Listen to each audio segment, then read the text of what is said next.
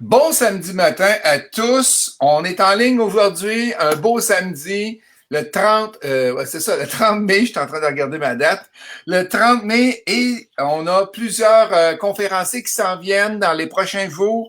Demain, dimanche, on parle avec M. Patrice Ouellette, 48 heures par jour. Comment ça se peut, ça? Fait qu'il va nous donner plein de trucs pour en faire encore plus par jour. Lundi, j'ai un journaliste, un chroniqueur qui est avec moi qui s'appelle Stéphane Desjardins.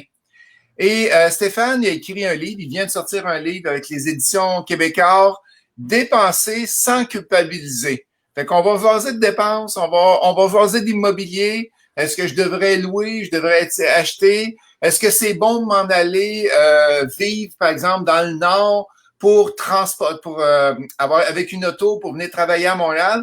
Et on va jaser de ça lundi. Mardi, on va voir comment présenter un projet immobilier à un partenaire.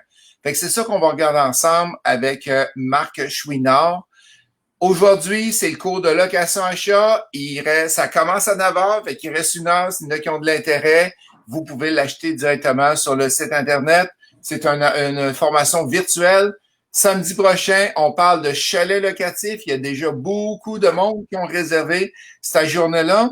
Et le 9 juin, on parle de Airbnb. Comment travailler avec Airbnb pour être capable de faire une bonne location de ces chalets. On sait que cette semaine, les chalets locatifs ont été débloqués.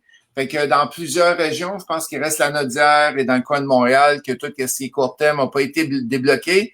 Et on a vu un pic hier, je jasais avec des gens du coaching avancé. On a vu un pic incroyable de location sur les sites de location.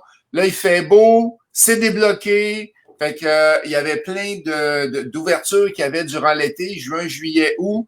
Et là, c'est en train de se booker. J'ai jasé avec Nadia hier, qui est probablement en ligne aujourd'hui, et qui disait que ça s'est tout booké en dedans de quelques jours. Fait que si vous avez du chalet locatif, je vous conseille peut-être de regarder pour les prix. Est-ce que vos prix sont assez élevés? Est-ce que vous êtes dans la bonne catégorie aussi? Fait que on est aujourd'hui le samedi 30 mai. Pourquoi j'ai de la misère avec la date aujourd'hui? Et qu'est-ce qu'on fait? Hey, c'est le samedi des présidents. Puis aujourd'hui, j'ai la chance, mais je dis réellement la chance d'avoir Stéphane Lelièvre de Capsol qui a beaucoup, beaucoup d'expérience avec les entreprises, l'entrepreneuriat.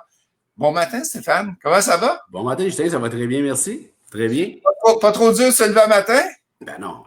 Non, un entrepreneur, ça se lève pas à 9 heures, hein?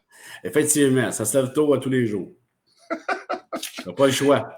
T'as pas le choix, mais tu travailles pas le samedi, là, aujourd'hui? Ouais, disons que je travaille plus les samedis. J'ai travaillé longtemps les samedis. Beaucoup de soirs et beaucoup de samedis, assez régulièrement les dimanches, mais depuis quelques années, là, j'essaie de garder mes week-ends pour moi. Excellent. Hey, on a plein de gens, Stéphane, qui rentrent avec nous. Tu les vois à droite de ton écran, là. Patrick, qui est avec nous autres, Jean-Michel, salut Kevin, Frédéric, Guy, Karine, Nick, c'est tout du monde qui se lève de bonne heure, ça. Excellent. On commence à matin avec, j'aimerais ça savoir, je te connais déjà depuis quelques années. C'est quoi tes études? D'où que tu viens? T'es un petit gars de où? Où tu es né? Fait que vas-y donc, Stéphane. Ben écoute, je suis un petit gars de la campagne. Je viens d'un petit village qui s'appelle Coteau-du-Lac.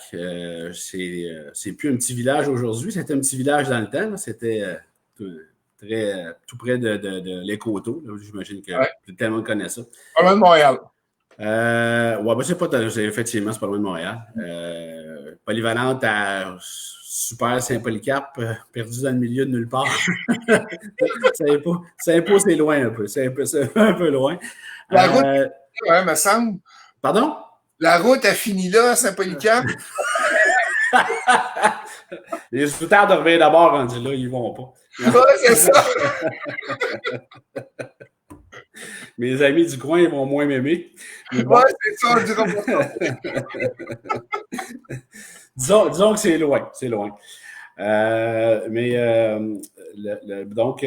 Coteau-du-Lac a quitté mon village. Je suis déménagé, parti chez moi à 17 ans pour aller j'ai été faire un cours d'estimation et d'évaluation foncière au cégep de Drummondville. OK. Donc, je partais de chez moi. Je revenais régulièrement à la maison, mais disons que la semaine, je suis en appartement pour mes études. En évaluation immobilière. Oui, exactement. Estimation, évaluation immobilière. Oui, j'ai fait, c'était un DEC là, qui est de 3 ans. À l'époque, c'était assez, il y avait 2 endroits où ça se donnait. Ça se donnait à Drummondville et à Québec, au campus de Foix, là, à Saint-Foy plutôt. Et puis là, maintenant, ça se donne à plusieurs endroits. Il y a plusieurs cégeps, le Rive-Sud, Rive-Nord, Laval. J'en embauche d'ailleurs là, qui sortent de Collège Montmorency assez régulièrement. Okay. Et donc, j'ai fait 3 ans là-bas. En sortant de là, j'ai commencé un certificat d'administration à l'UQAM dans le but de faire un bac en administration. Mais l'appel, j'ai commencé à travailler, puis l'appel de l'argent a fait que j'ai finalement j'ai pas fini mon bac. Okay. J'ai pratiquement complété mon certificat, mais je l'ai pas complété. J'avais acheté, à l'époque, j'ai acheté un duplex. J'avais à peu près. J'avais acheté un duplex avec un de mes amis, puis j'avais à peu près jamais travaillé de mes mains, ou très peu, puis on a décidé de rénover le triplex.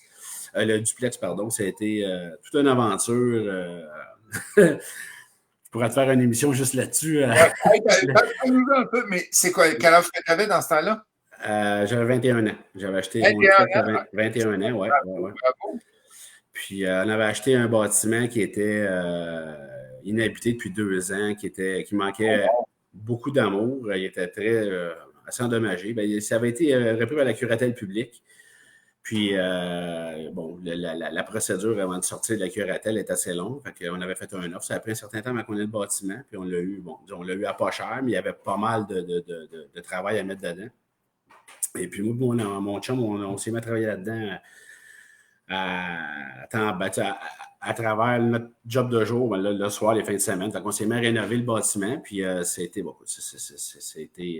pas des rénovations professionnelles parce que les gars, on était un peu expérimentés avec des outils les deux, mais ça a quand même fait une belle job. On était bien fiers de notre résultat. Puis, à l'époque, on a jeté les hangars à terre, on a sablé les planchers, on a refait des armoires de cuisine, refait des salles de bain, parce que des salles de bain avec des bains sur pied là, qui reviennent en demande aujourd'hui, mais à l'époque, il fallait l'enlever, puis il fallait refaire les planchers, c'était pourri. En tout cas, c'était pas mal magané. Petite cave en terre, il y avait comme une cave d'à peu près, pas 6 pieds, parce que je ne fais pas 6 pieds, puis je me suis pété la tête assez souvent ces tuyaux en dessous. Fait que, mettons 5 pieds et demi. On avait mis pas mal d'outils en bas, puis on allait souvent. L'atelier était là, on avait fait un établi là-dedans, mais bon, il y avait un coin qui était plus profond que l'autre. C'est une aventure. Mais tu l'as encore ou tu avais vendu? Non, moi, j'ai vendu mes parts à mon associé de l'époque, qui est un ami, qui est encore un ami aujourd'hui. Ouais. Puis qui lui a vendu quelques années plus tard pour déménager dans le Nord. Puis lui est rendu. Lui, il travaille beaucoup de ses mains aujourd'hui, il fait des escaliers, il est très doué. Là, disons qu'il a pris lui la piqûre, il l'a gardé, puis il a fait. Et tu lâches l'université, tu t'en vas vers un duplex, et après ça, on retrouve Stéphane où? Stéphane en évaluation. J'ai fait de l'évaluation immobilière pendant à peu près 2 ou 3 ans. Okay. Un peu partout à Montréal. J'ai fait 2 ou 3 bureaux à Montréal et le travail était. À l'époque, c'était pas très payant, honnêtement. J'étais technicien d'évaluation. J'ai fait un petit bout de temps là-dedans. Puis après coup, j'ai eu une opportunité pour travailler sur un chantier de construction comme technicien de chantier avec c'est un de mes amis qui m'a fait rentrer là. C'était récession, c'était à peu près en 92 à cette époque-là. Et puis, j'ai travaillé sur un chantier de construction, puis honnêtement, moi, j'avais fait un DEC en estimation et évaluation. J'ai commencé en évaluation pour finalement m'en aller plus vers l'estimation. OK. Étant technicien de chantier sur un gros chantier à Montréal, c'est la bibliothèque de l'Université Concordia à l'époque, c'était pour l'entrepreneur général qui n'existe plus aujourd'hui, qui était JAVO. Et puis, j'ai fait 2 ans ou 1 an et demi, je pense, sur le chantier là-bas, ce qui était une expérience qui m'a emballé totalement. La construction m'a comme allumé beaucoup. Et à l'époque, ben, j'ai travaillé, je m'occupais, entre autres, de la portion quincaillerie, c'est-à-dire tout ce qui touche les quincailleries architecturales, c'est tout ce qui touche les portes d'un bâtiment, penture, ferme-porte et compagnie, et les portes, évidemment. Et j'ai comme eu la piqûre de ça assez, sans trop m'en rendre compte. Là, c'était eu la piqûre des portes et des pentures. Oui, ben c'était, ironiquement, c'est un domaine qui est très, demande beaucoup de détails, ou qui demande beaucoup de... Oui, c'est du menu détail. Il y a beaucoup, beaucoup de produits. La compatibilité entre les produits n'est pas toujours est loin d'être évidente. Et puis, l'application du code, il y a une complexité qui ne paraît pas quand tu parles de quincaillerie à quelqu'un qui ne connaît pas la quincaillerie. Ça semble assez banal. C'est une poignée de porte avec des pentures. C'est assez. Tout le monde a une porte tout le monde a des portes chez eux. Puis, quand tu regardes la porte, tu dis, hey, il n'y a rien de compliqué là-dedans. Ben, c'est tout un monde, c'est tout un domaine qui est très complexe, c'est techniquement très pointu. Et puis, j'ai comme eu cette piqûre-là. Puis, de ce chantier-là, j'ai été travailler pour un sous-traitant qui était spécialisé dans le domaine. Et puis, c'est un fabricant qui était le sous-traitant de ce chantier-là, finalement. Et puis, de là, ben, j'ai travaillé pour cette compagnie-là pendant 17 ans à être chargé de projet et rentrer dans... oui! C'est tous des projets, évidemment, de la porte commerciale, industrielle, institutionnelle, beaucoup de tout ce qui est de la porte coupe-feu, du contrôle d'accès. On faisait de la porte plombée, de la porte de prison, des portes coupe-son, la porte en fibre de verre, la porte de bois de fabrication spéciale, évidemment la porte d'acier étant... Tu peux me dire à quoi ça sert une porte de fibre de verre? Ben, les portes en fibre de verre vont souvent servir des milieux très humides. Les piscines, les marinas, les endroits où il y a beaucoup de produits chimiques, où il y a une demande pour laver à grande eau. Donc, ces portes-là, en fibre de verre, ça ne pourrit pas. Puis ça vient déjà coloré. Le fibre de verre est déjà coloré, fait que la peinture n'écaille pas. C'est vraiment durable. C'est dispendieux, mais c'est très durable. Excellent. Fait que après quelques années comme estimateur, tu fais quoi? Ben, là-bas, j'ai fait... je suis passé d'estimateur à chargé de projet dans l'entreprise. Et puis, j'ai fait 17 ans à l'emploi de la compagnie. Et la compagnie était vendue, le temps que j'étais là, à des Américains. Et puis, ça a comme... disons que ça ne prenait pas la tangente qui m'allumait. On était plus, disons que l'orientation de la compagnie était définitivement plus alignée sur les résultats financiers, sur les chiffres, que sur la qualité d'exécution, que sur la qualité de produit. Et puis, ce qui m'embêtait finalement, parce que moi, au fil du temps, ben, les clients deviennent des amis, puis ça devient... à un moment donné, si tu es honnête avec toi-même et tu veux faire une bonne job, il faut que tu dises leur juste, faut que tu donnes leur juste à tes clients. Il faut vraiment que tu sois honnête. Puis, ce qui a fait en sorte qu'à un moment donné, je n'étais plus bien là. Puis, il s'est présenté une opportunité d'affaires pour moi où il y avait un de mes compétiteurs, c'était un compétiteur, c'est un gars dans le même domaine qui n'était pas vraiment de nos compétiteurs parce qu'il était de beaucoup plus petite envergure. Et puis, j'ai été présenté à un gars là-bas, puis on a décidé on s'est parlé un bon bout de temps, on a négocié un peu disons qu'on on a appris à se connaître un peu avant de s'associer, puis de fil en aiguille, je me suis ramassé, j'ai acheté des parts dans une compagnie où on était...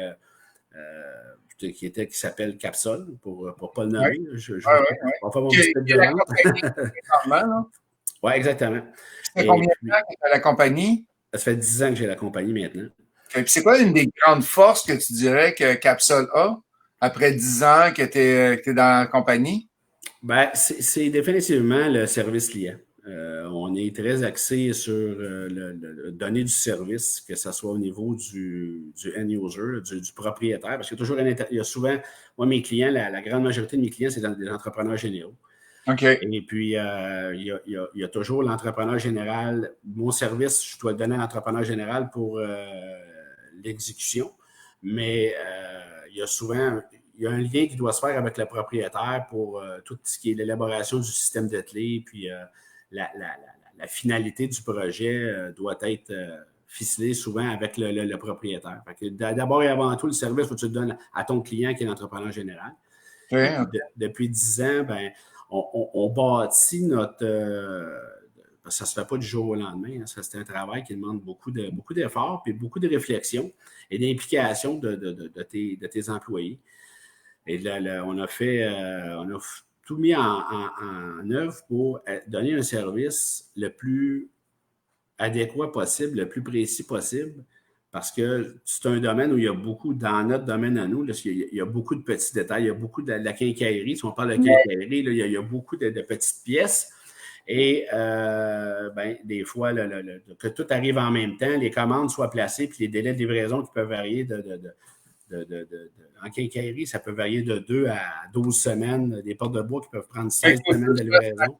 Ensemble pour arriver dans le bon temps aussi. C'est ça, exactement. Que tout arrive au bon moment pour qu'on soit capable de livrer le bâtiment, c'est ça qui est le secret. Il y a beaucoup de gens qui nous écoutent, que je suis sûr qu'ils veulent faire un peu qu'est-ce que tu as fait. Peut-être pas dans le domaine des portes, on va dire, mais ils ont une job de 9 à 5 et ils veulent s'en aller entrepreneurs. Ils veulent avoir quelque chose qui leur appartient, qui est à eux autres.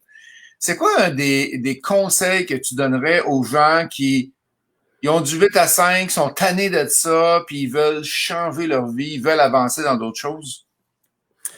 Moi, j'encourage fortement ça, pour l'avoir fait. Mais c'est une chose est sûre, c'est qu'il n'y a pas que avoir une compagnie. Si tu fais une job de 8 à 5 ou de 9 à 5, c'est fini, ça. Si tu t'achètes une compagnie, là, c'est 16 jours. Dis-toi que les premières années, c'est 16 jours 24. 16 jours, 24 heures par jour. Tu te couches en pensant ça, puis tu te lèves en pensant ça. Tu te réveilles même dans la nuit en y pensant. Donc, faut que tu sois... ta décision, il faut qu'elle soit réfléchie. Puis je pense que je vais parler pour moi, là, mais pour beaucoup de mes collègues aussi que je côtoie et que je connais, tu le sais à l'intérieur de toi si tu l'es ou si tu ne l'es pas. Si tu es un entrepreneur ou si tu n'es pas un entrepreneur. Maintenant, il y a des sacrifices à faire pour être entrepreneur. Il y a beaucoup de travail à investir là-dedans. Il ne faut pas t'avoir froid aux yeux. Disons que faut pas toujours t'attendre d'avoir, je dirais, pour faire le saut, il ne faut pas toujours t'attendre d'avoir 100% de l'information pour prendre une décision. Oui, ça, c'est très bien.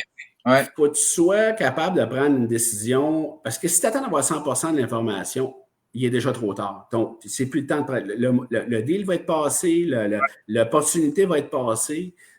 Donc, quand tu as 75% de ton information, tu devrais être en mesure de prendre une décision. Puis, c'est pas si facile que ça à dire, c'est 75%. C'est pareil comme dans l'immobilier, Stéphane. C'est d'avoir tous les baux, d'avoir tout visité les logements, d'avoir tout analysé, tout vu. Puis après ça, tu fais l'offre d'achat. Bien là, il y en a 5 autres qui vont passer en avant de toi. C'est ça. Je pense qu'avec l'expérience, tu finis par apprendre à te servir de ton pif. Ouais, le pifomètre. Le pifomètre, oui. Moi, j'en ai un gros, là, j'ai un long. Le pif, c'est important d'avoir la sensation. Puis c'est pour ça que dans l'immobilier, tu ne décides pas demain matin, moi, je vais m'acheter un triplex, un 6 logements, un 12 logements.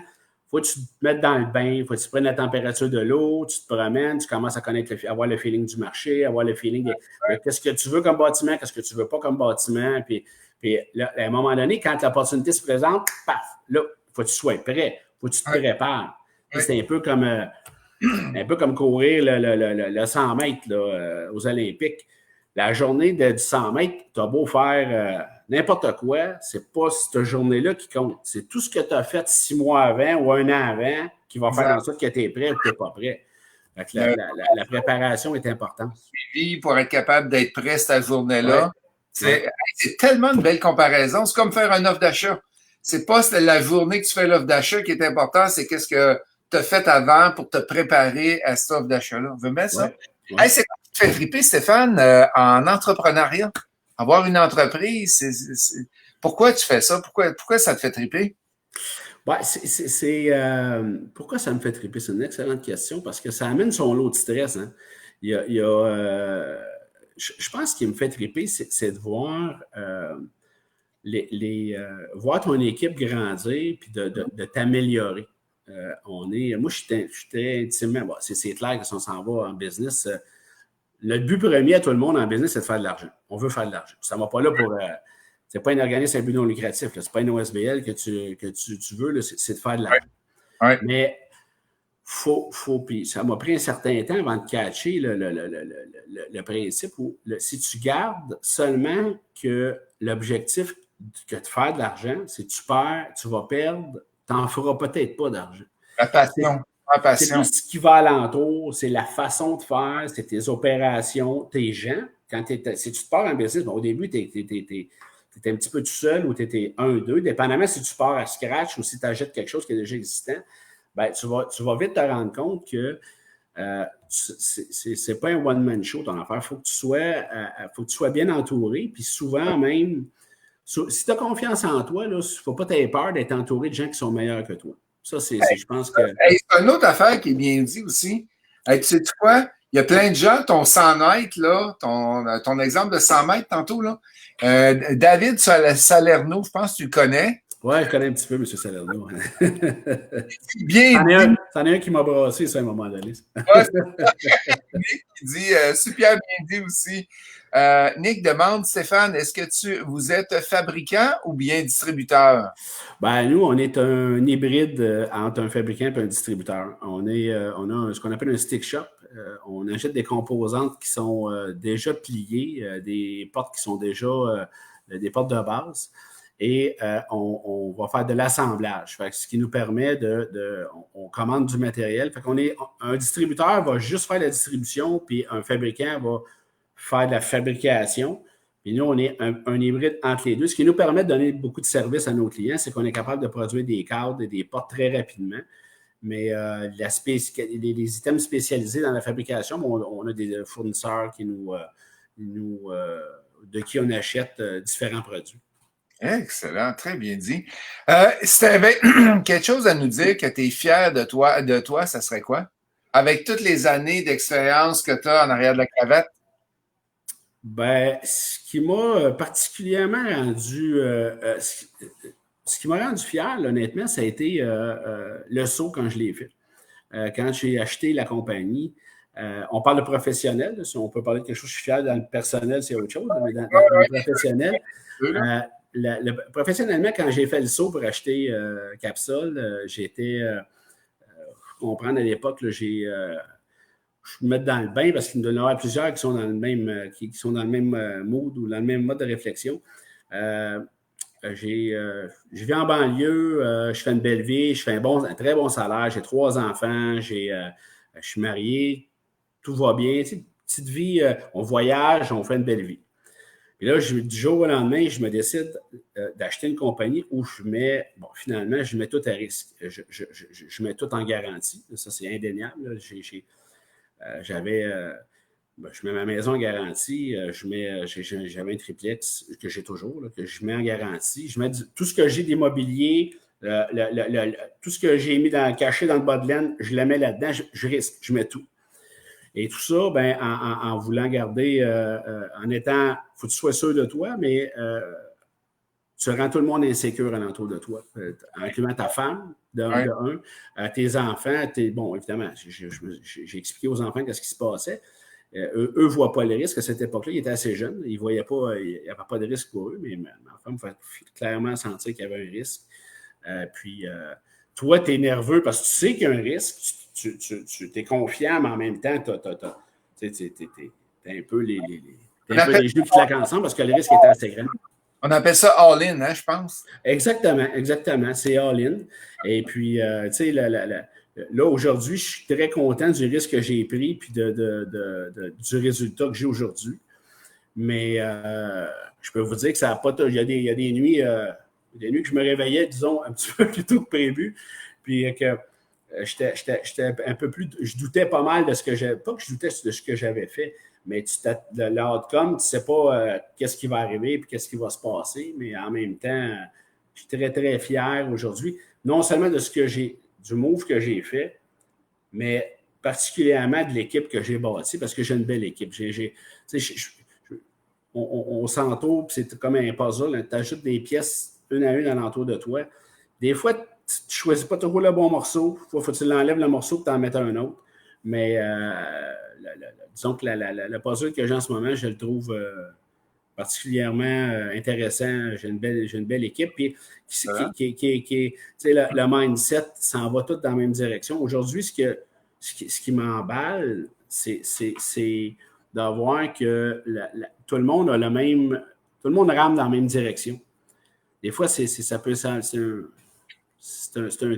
terme qui est très utilisé. C'est important de tout ramer dans la même direction. Mais mettre un sens à tout ça, c'est une autre histoire. Puis c'est un message que tu répètes continuellement, sans arrêt. Puis à un moment donné, tu réalises que ça rentre parce que tu l'entends venir de ton monde. Puis ça fait que il n'y a plus rien. Il n'y a plus rien qui l'arrête. On va parler du COVID un peu, qui nous a tous, c'est la construction. Tout le monde a été impacté. Il n'y a pas juste la construction. Il y en a qui en profitent. Les compagnies qui en ont profité. Moi, ça n'a pas été moi et la construction n'en ont pas profité. Ça a été écoute, les breaks, on roulait à 120, on roulait à 200, puis on barrait les roues. On a arrêté ça carré. C'est là. C'est ici que ça, c'est là que ça arrête. Fait que c'est sûr qu'il y a un impact. Maintenant, ça change. Je pense que c'est là que l'importance de l'équipe prend tout son sens parce que les gens, évidemment, tout le monde se remet d'abord et te regarde. Qu'est-ce qu'on fait maintenant? Là? Qu'est-ce qui se passe? À partir d'aujourd'hui, qu'est-ce qui se passe? Fait que si les gens ont confiance parce que tu as bâti, on va parler encore de notre sprint de 100 mètres, si tu as bâti solide dans le passé, ben les gens vont t'écouter et ils vont avoir confiance dans tes décisions et vont te suivre. C'est ça, vont te supporter, surtout te supporter. Même des épreuves, l'équipe va être là en arrière de vous autres, de toi. C'est là que je pense que dans les épreuves, que la crème elle sépare du lait. Là. Puis t'as tes meilleurs qui c'est même dans la vie, hein, c'est la business, c'est un reflet de la société en même temps. Dans les épreuves, c'est là que tes meilleurs amis vont sortir. C'est là que, même dans ta famille, s'il y a des épreuves, ben c'est là que tu vois les gens qui sont le plus proches de toi qui vont t'aider. Qui vont t'aider. On a Nick qui demande, est-ce que vous faites aussi du sur-mesure ou c'est juste... Non, on fait beaucoup, beaucoup de sur-mesure. C'est surtout du sur-mesure. Ben, pas surtout, c'est un peu partagé, mais oui, on fait du sur-mesure. On fait du rétrofit. Je demande, bonjour, quelles sont les 2-3 principales qualités qu'il faut avoir pour être un homme d'affaires à succès? Ça veut dire un homme ou une femme d'affaires à succès? Oui. C'est une très bonne question. Je dirais la première qualité, c'est l'honnêteté. Les gens recherchent beaucoup l'honnêteté, la sincérité, c'est de donner leur juste. Je pense que ça, c'est un élément qui est important. Une qualité, il faut pas avoir le sommeil fragile. Je ne sais pas si c'est une qualité, mais c'est important d'apprendre à décrocher parce que c'est sûr qu'avoir une business, c'est faut apprendre faut s'investir pleinement, mais il faut surtout être capable de déconnecter, autant pour être personnellement que pour la famille et pour ton équilibre dans la vie. Il faut t'apprendre à déconnecter. Il y a toutes sortes d'outils qui existent, mais il faut que tu déconnectes. Une autre qualité, mon Dieu, je pense que... Qu'est-ce que tu en penses? La discipline. La discipline, oui, définitivement, la discipline. Tu veux avancer, si tu n'as pas de discipline, tu arrives à 9 h le matin, tu arrives à 11 h l'autre matin, puis tu as suivi des employés et tout, là. Voilà, la discipline, puis je dirais à la limite l'acharnement. Il faut que tu sois travaillant, il faut que tu te donnes, mais la discipline, l'adage où l'avenir appartient à ceux qui se lèvent tôt, là, ben c'est très vrai parce que tu peux pas, en business, tu peux pas te lever à 10h30, 11h, puis ça marche pas. Faut que tu sois, le premier debout. Le premier debout, puis le dernier couché. Surtout quand tu pars, là. Ouais. Hey, on a beaucoup de personnes en ligne. Hey, merci d'être avec nous aujourd'hui. Si vous aimez l'entrevue, allez-y vers un pouce vers le haut pour Stéphane Lelièvre. J'ai vu qu'il y a beaucoup de gens qui viennent de se joindre à nous. Stéphane Lelièvre est le propriétaire, actionnaire, président de Capsol, qui est un fabricant de portes. Oui, exactement. Distributeur de portes. Distributeur, c'est vrai, tu l'as expliqué tantôt. Distributeur de portes, cadres et quincaillerie architecturale. Hey, à toutes les entrevues, à peu près dans le milieu de l'entrevue, qu'est-ce que je fais? Je pose tout le temps la question qui tue. OK? Une question que je te pose, c'est peux-tu nous révéler quelque chose sur toi qu'il n'y a pas grand monde qui savent? OK? Sur toi ou ta business ou ta famille, qu'il n'y a pas grand monde qui fait. Ça peut être, je vais jaser un petit peu pour te laisser réfléchir. Hein. Ça peut être dans ta jeunesse, des niaiseries que tu as faites. Ça peut être une job que tu as eue, ça peut être la famille, 22 divorces. Non, c'est une joke. Ça peut être... ma vie en parallèle dans un autre pays. Ou, non, c'est quelque chose que tu penses que tu pourrais révéler aux auditeurs qui sont là avec nous aujourd'hui? Ben, mon Dieu, c'est une très bonne question, Justin. Il y a des affaires que je ne peux pas dire, que je ne voudrais pas dire. Parle-moi pas de mes niaiseries que j'ai déjà faites. Légalement, je n'ai pas le droit d'en parler, non, c'est pas vrai. C'est des blagues que je fais. Ben non, je dirais quelque chose que peut-être que les gens ne savent pas de moi ou c'est personnel, c'est dans ma vie privée, particulièrement dans ma famille. Les gens près de moi sont au courant, mais j'en fais pas une publicité. J'ai 3 enfants, puis dans mes 3 enfants, j'ai des jumeaux qui ont un handicap physique, qui ont l'achondroplasie. Donc, c'est des personnes de petite taille. C'était mes deux. J'ai un plus vieux qui a 19 ans qui est de taille classique. Et j'ai 2 garçons qui ont 16 ans qui sont de petite taille, qui actuellement font une émission au Canal Vie qui s'appelle Ma Petite Vie. C'était une belle révélation. On a été approché il y a peut-être 1 an et demi pour ça. Puis il y a eu un tournage. Bon, évidemment, le tournage est terminé. C'est 8 épisodes qui expliquent un peu la vie de pas juste mes garçons. Il y a 4 autres sujets. Il y a 4 sujets dans l'émission. Okay. Mes 2 garçons étant un sujet. Il y a des couples, il y a des adultes, il y a mes gars, c'est les plus jeunes, c'est des ados. Donc, c'était un sujet sur l'adolescence. Et puis, ça m'a apporté. Mes garçons, parce que là, je pourrais t'en jaser pendant 2 jours, là, mais je vais essayer de garder ça simple. Je suis très, très fier de mes gars. Et puis, de mes 3 garçons. Et au début, parce que je vais juste vous remettre dans le contexte, c'est quand j'ai acheté Capsol, mes gars avaient 3 ans. Okay. L'impact, parce que quand mes garçons sont venus au monde, c'est pas à la joie, là. C'est pas ce que tu t'attendais, disons. Quand tes enfants sont nés avec un handicap, puis je me permets de dire que c'est un handicap, mais c'est peut-être il y a un médecin qui nous avait dit à un moment donné que c'est probablement la Cadillac des handicaps parce que c'est un handicap qui n'est pas avec beaucoup de complexité de santé. Il y a des handicaps beaucoup plus lourds que d'autres. Okay. Et il reste pas moins que c'est pas ce qu'on s'attendait quand tu as des enfants. Quand tu as des enfants, tu t'attends tu veux le mieux pour eux autres. C'est un peu, je fais souvent le parallèle où tu prends l'avion, tu t'en vas faire un voyage en Italie, mais finalement, ton avion, elle atterrit en Hongrie. Elle n'atterrit pas en même place, ton avion. C'est pas ce que tu t'attendais. Ça reste que ça peut être un très beau voyage, mais c'était pas la destination de départ. Et à l'époque, ça m'a. J'osais pas me partir à mon compte, malgré que j'avais une flamme intérieure qui me disait qu'il fallait que je le fasse. Je voulais donc pas arriver à prendre ma retraite et dire j'aurais donc dû. Ça, c'est probablement ce qui m'a été un élément déclencheur, le j'aurais donc dû. Je l'ai fait. Mais ça a été un frein au début que c'est devenu une inspiration par la suite. Parce que les boys ont été. Il faut voir un peu comment mes gars travaillent fort pour avancer dans une journée puis faire qu'est-ce qu'ils ont à faire. Puis la débrouillardise qu'ils ont, la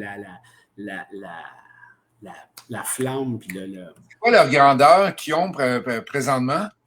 3 pieds 6, 3 pieds 5. Peut-être une petite différence, 3 pieds 7, 3 pieds 6. OK. Puis les gars sont dans une courbe de croissance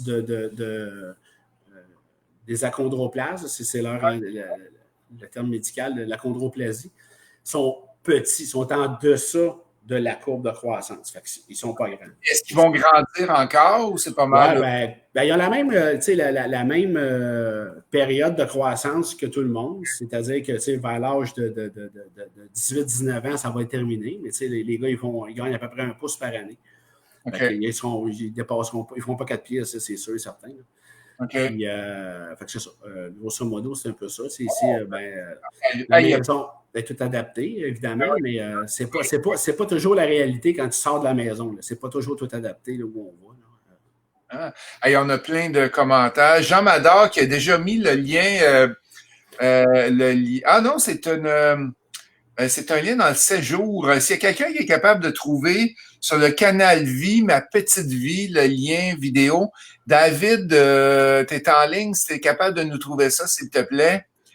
On a après ça, Raymond, au début, votre femme a-t-elle dit, si ça marche pas, tu prends la porte, en voulant dire, quand tu as commencé avec ton entreprise. J'y ai fait à croire que ça marchait, c'est sûr que ça marchait. Je dis, voyons, chérie, c'est sûr que ça va marcher.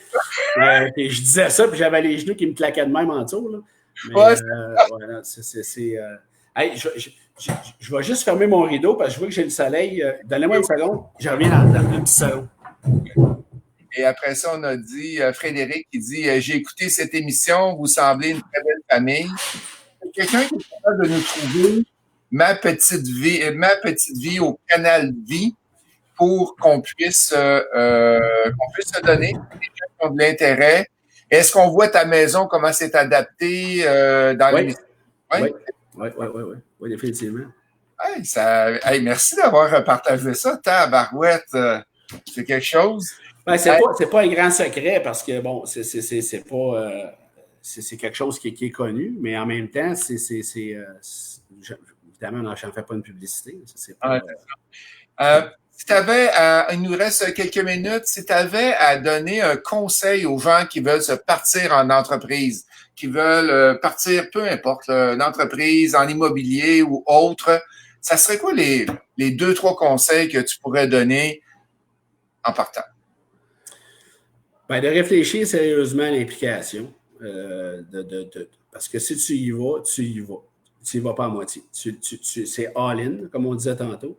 Fait que si tu t'impliques, tu te donnes. Parce que c'est souvent dans les décisions que tu vas prendre dans une business ou dans la vie, c'est souvent pas la première décision qui est importante, mais c'est la suite des décisions que tu vas prendre après qui va faire que ça va marcher ou pas. Fait que si tu y vas, ça la pointe des pieds, il y a des fortes chances que ça ne marche pas. Fait que tu y vas all-in. Tu y vas ou tu n'y vas pas. Okay. Et apprends à t'entourer. Écoute. L'écoute est importante. Il y a plein de gens qui sont alentour de toi.